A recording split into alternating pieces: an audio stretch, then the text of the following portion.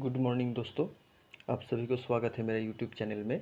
चलिए आज हम लोग 17 तारीख का जो करंट अफेयर्स है उसको लेकर डिस्कस करते हैं।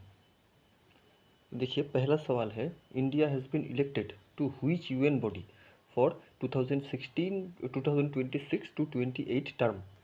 माने कौन सी यूएन बॉडी के लिए इंडिया 2026 से 28 के बीच सिलेक्टेड हुआ है। इसका एक है ऑप्शन 1 यूएनएससी मतलब यूनाइटेड नेशंस सिक्योरिटी काउंसिल। 2 नंबर हो गया यूएनजीए मतलब यूनाइटेड नेशंस जनरल असेंबली। 3 नंबर हो गया यूएनएचआरसी माने United Nations Human Rights Council. और चौथा है यूनेस्को। यूनेस्को का फुल फॉर्म आप लोगों को शायद पता है, United Nation Educational Scientific and Cultural Organisation. तो इसका सही जवाब होगा option C.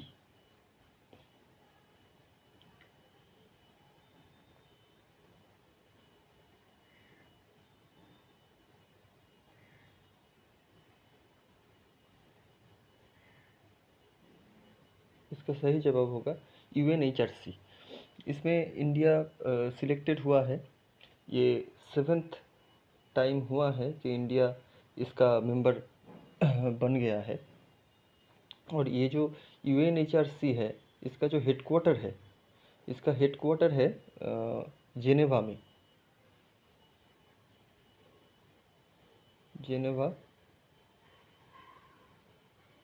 Switzerland. Geneva Switzerland में इसका हेडक्वार्टर है। और बस ये है। अब चलिए देखते हैं क्वेश्चन नंबर 2। क्वेश्चन नंबर 2 में 16th finance commission term has been extended till. जो हम लोग का 16th फिनांस कमीशन है उसका टर्म 1 महीना बढ़ाया गया है। पहले ये फिनिश होने का बात चल रहा था अक्टूबर में, अभी ये फिनिश होगा नवंबर 2025 में। ये फिनांस कमीशन क्या होता है? फिनांस कमीशन का एक काम होता है कि जो सेंट्रल और स्टेट है उनमें टैक्सेस कैसे बंदरबाट किया जाएगा वो देखा जाता है। तो ये जो 16th फिनांस कमीशन है ये बनाया गया था 31 दिसंबर 2023 को। 31 दिसंबर 2023 को इसको बनाया गया था। और ये कब से कब तक लागू होगा? ये लागू होगा 1/5/2026 से लेकर 31 मार्च 2031 तक। ये जो है इसके टाइम में इसका जो रिकमेंडेशन है वो वाला लागू होगा। तो इसका एक्सटेंशन 1 महीना हुआ है। पहले ये अक्टूबर को ख़त्म होने को था, अब ये नवंबर में ख़त्म होगा। और जो फिनांस ये कमीशन है इसका चेयरमैन है अरविंद पनागड़िया साहब। और ये एक 4 मेंबर बॉडी है। तो चलिए अभी अगला क्वेश्चन देखते हैं। India's passport rank. इंडिया का जो पासपोर्ट रैंक है वो थोड़ा गिर गया है। अभी जो लास्ट ईयर है इसका सही आंसर होगा option B, option C 85th। जो लास्ट ईयर है उसमें इसका रैंक था 80th। ठीक है, अब इस ईयर 85th हो गया है इसका रैंक। और ये जो पासपोर्ट रैंक है ये करते हैं, ये पब्लिश करते हैं Henley passport index. Henley passport index, इसके हिसाब से इसका वैल्यूएशन होता है। और मोटा मोटी वीज़ा फ्री एक्सेस कितना मिल रहा है उसके हिसाब से आपके मोटा मोटी ये होता है कि आपका रैंकिंग तय होता है। जैसे अभी इंडिया में वीज़ा फ्री एक्सेस कंट्री है 57।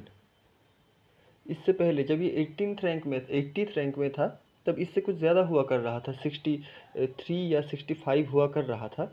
बट उससे कुछ घट गया है वीज़ा फ्री एक्सेस। तो इस ईयर का जो एंट्री है हमारा वो 85th है।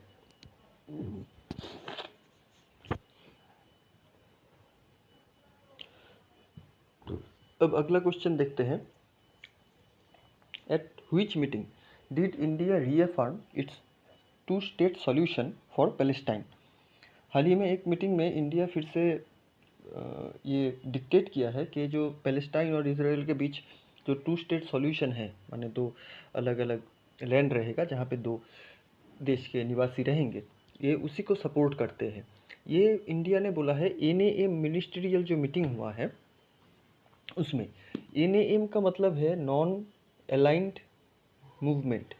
इसका जो मीटिंग हुआ करता है, जो पंडित जवाहरलाल नेहरू चालू किए थे, उसी का जो मीटिंग हुआ करते हैं, अभी उसका मीटिंग हुआ था, जो हुआ था आपके काम्पाला की,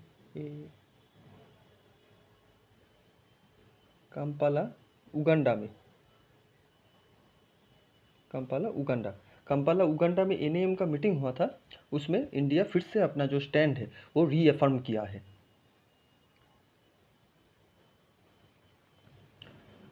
अच्छा, अभी देखिए करंट रेपो रेट, आरबीआई का कुछ ही दिन पहले एमपीसी मीटिंग हुआ। एमपीसी का मतलब आपका जो फुल फॉर्म है वो है मॉनेटरी पॉलिसी कमेटी। आरबीआई का ये लोग जो हैं कि repo rate, reverse repo rate, ये सब यही लोग तय करते हैं। तो हाल ही में मीटिंग हुआ है और उसमें जो नया रेपो रेट है वो तय किया गया है 5.50%। 5.50%। ठीक है, ये मॉनेटरी पॉलिसी कमेटी आरबीआई के अंडर में एक 6 मेंबर कमेटी है।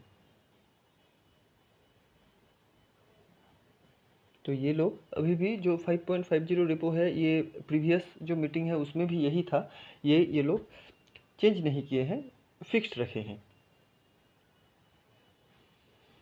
अच्छा, which organisation collaborated for ICSSR for India research tour 2025। एक इंडिया रिसर्च टूर हो रहा है आईसीएसएसआर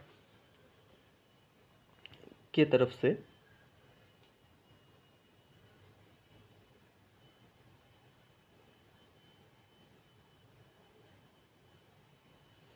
एक आईसीएसएसआर की तरफ से हो रहा है, जो कई सारे जो इंडियन यूनिवर्सिटीज़ हैं, रिसर्च सेंटर है, वहाँ जा रहे हैं और ग्राउंड जो रियलिटीज़ हैं उसको चेक कर रहे हैं, एट्सेट्रा एट्सेट्रा। ये अभी जैसे पहुँचे हैं आईआईटी बीएचयू। तो ये लोग ये जो इनिशिएटिव लिए हैं उसमें स्प्रिंजर नेचर जो है उसके साथ मिलके ये लोग ये कोलाबोरेशन किए हैं। आईसीएसएसआर, इसका फुल फॉर्म क्या है? इसका फुल फॉर्म है Indian council of social science research. ICSSR, Indian council of social science research, जो आता है मिनिस्ट्री ऑफ एजुकेशन के अंडर में। अब मिनिस्ट्री ऑफ एजुकेशन के मिनिस्टर कौन है हमारे? वो हैं धर्मेंद्र प्रधान।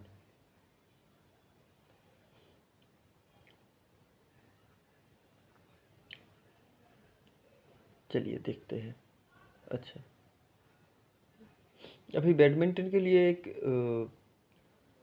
जूनियर चैम्पियनशिप चल रहा है 2025, BWF world junior badminton championship चल रहा है। ये कहाँ चल रहा है? ये देखिए, ये चल रहा है गुवाहाटी में। गुवाहाटी है जो असम में, जो हमारे असम स्टेट है, असम स्टेट में आ रहे हैं वो गुवाहाटी। गुवाहाटी में चल रहा है। ये चलेगा 6/10/2025 से लेकर 19/10/2025 तक। और असम का जो चीफ मिनिस्टर है उनका नाम है हिमंत बिश्व शर्मा।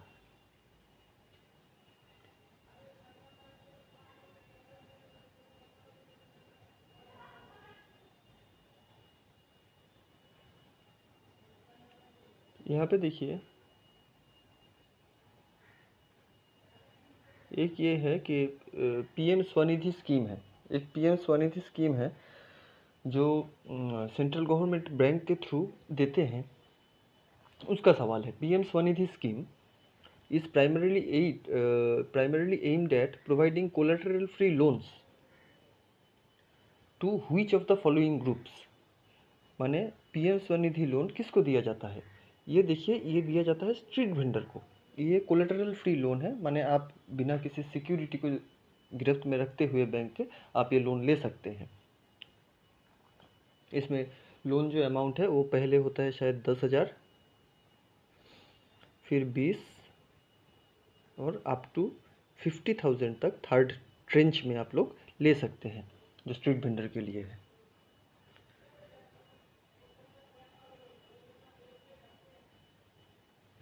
रिसेंटली हुई स्टेट गवर्नमेंट लॉन्च्ड मुख्यमंत्री महिला उद्यमी योजना, जो है इंटरेस्ट फ्री लोन दिया जाएगा।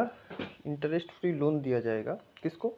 एंटरप्रेन्योरशिप अमंग वीमेन को। ये हुआ है आपके उत्तर प्रदेश में।